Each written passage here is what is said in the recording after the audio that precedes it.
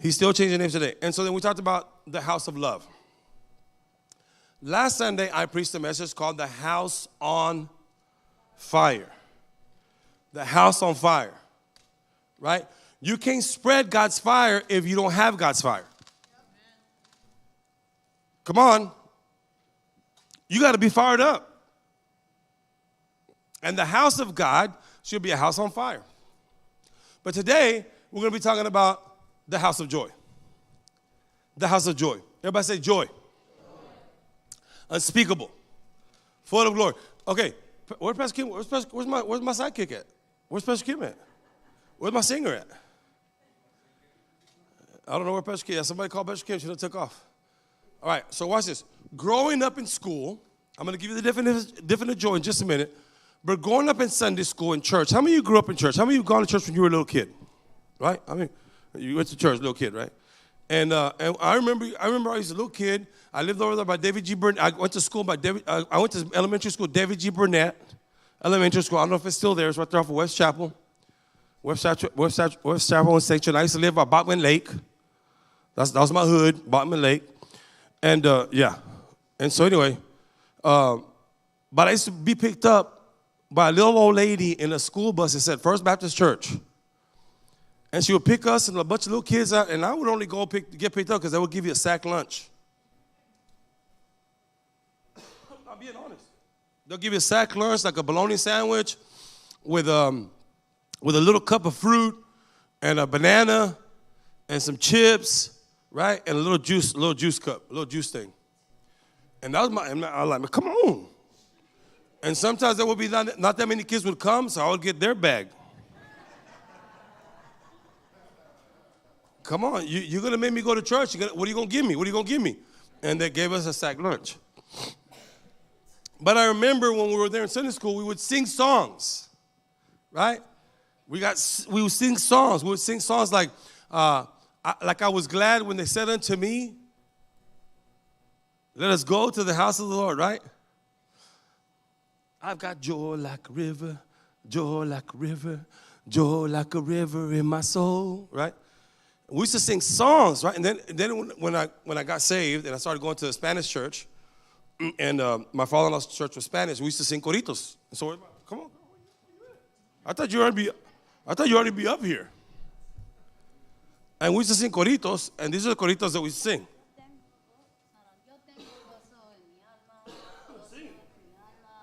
Santo, right here. Son como ríos de agua viva, ríos de agua viva, ríos de agua viva en mi ser. Yo tengo gozo en mi alma. Come on. Gozo en mi alma, gozo en mi alma y en mi ser. Son como ríos de agua viva, ríos de agua viva en mi ser. I remember we used to sing in English, at the Baptist church, we would sing, Zacchaeus was a wee little man, and a wee little man was him. That just makes you smile, but that doesn't have nothing to do with joy, I don't think.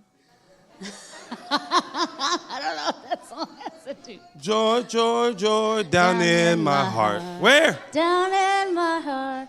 Down in my heart. I Where? got the joy, joy, joy, joy. Down in my heart. Where? Down in my heart to stay. I got the wonderful love of my blessed Redeemer way down in the depths of my rapping. heart. Down in the depths of my heart. Down in the depths. Pastor Kim went rapping. She's like, way down in the depths of my heart.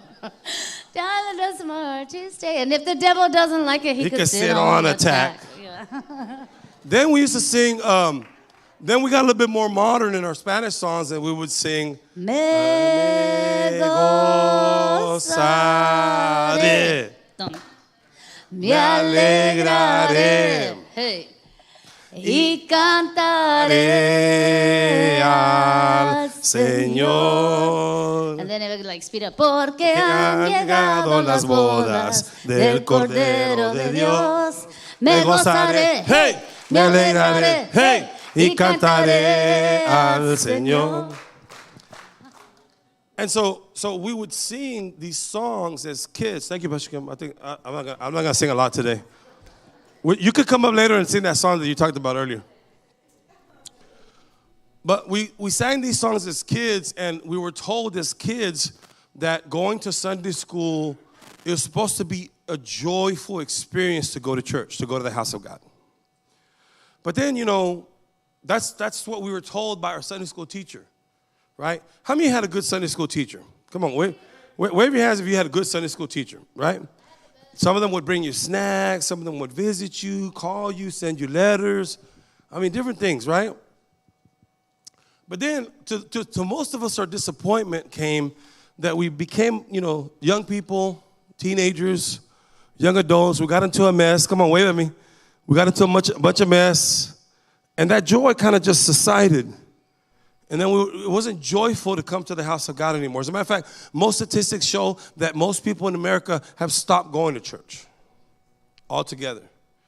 And the studies show that most children grow up and they don't experience joy anymore because, watch this, because they've seen their adult parents and the adults around them not show joy while they're in the house of God. So it's not that the kids don't have joy, it's that the kids see you and me in the house of God with no joy. And so they get contaminated. They get the spillover of our no joy into their life. And they see us. And guys, let me just say this. Can I say this? I say this with all due respect. They see you. They see me while we're worshiping God. They see us. Woo! Luca all the way, Luca! And we get crazy for Luca, and we get crazy for the Boston Celtics, and we get crazy for well, maybe not for the Cowboys, but we get crazy for all these teams. And our kids see us get crazy at home, but then they see us come to the house of God.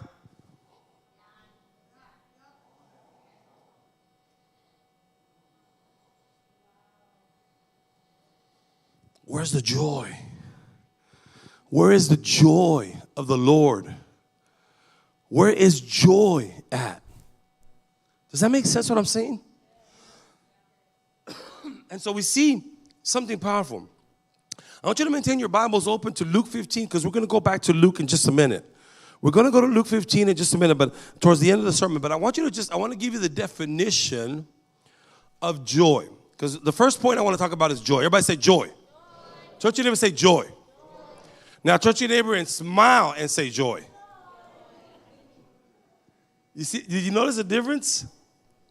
Did you notice the difference when you said joy? You went joy. Look at me, joy. Right? You just obey pastor, joy. But you see the difference when I said, now say joy, but with a smile on your face. Joy. Right? Listen, I know some of y'all probably, I didn't brush my teeth, pastor, this morning. I forgot. That's what I'm saying. In the name of Jesus.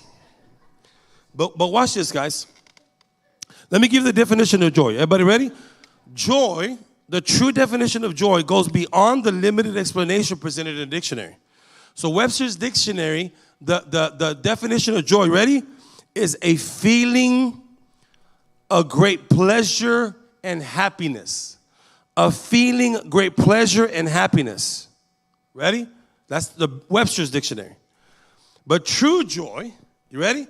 But true joy is a limitless, life-defining, transformative reservoir waiting to be tapped into. It requires the utmost surrender, and like love, is a choice that must be made. See, I choose to love. I choose to have joy.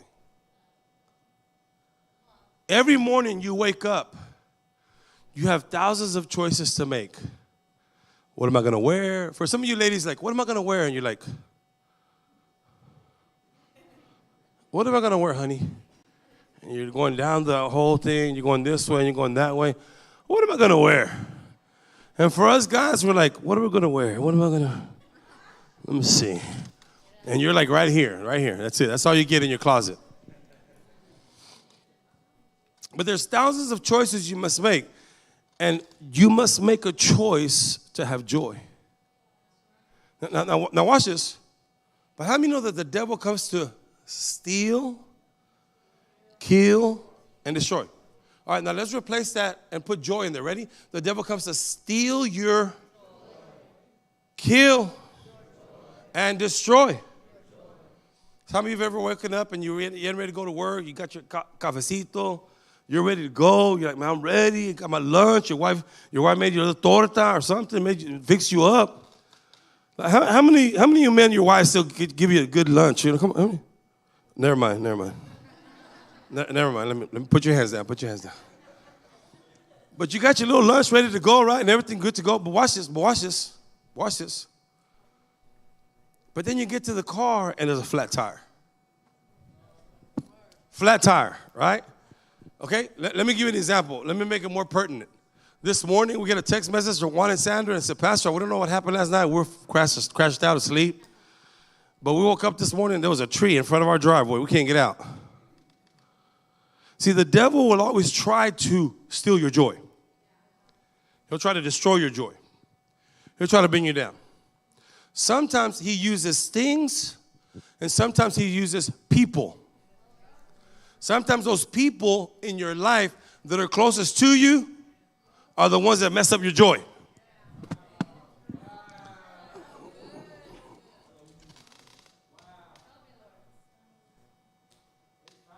And so we got to understand something powerful. I want you to take notes because I didn't give all these notes to Timo, but I want you to take notes of this. Okay? Because I want you to receive this word in your spirit. Okay? Psalm 16:11 says, in your presence is fullness of joy. At your right hand are pleasures forevermore. In my plan,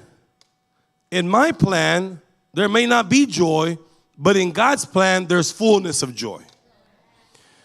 In my hard work, there might not be joy, but in God's hard work, there's fullness of joy.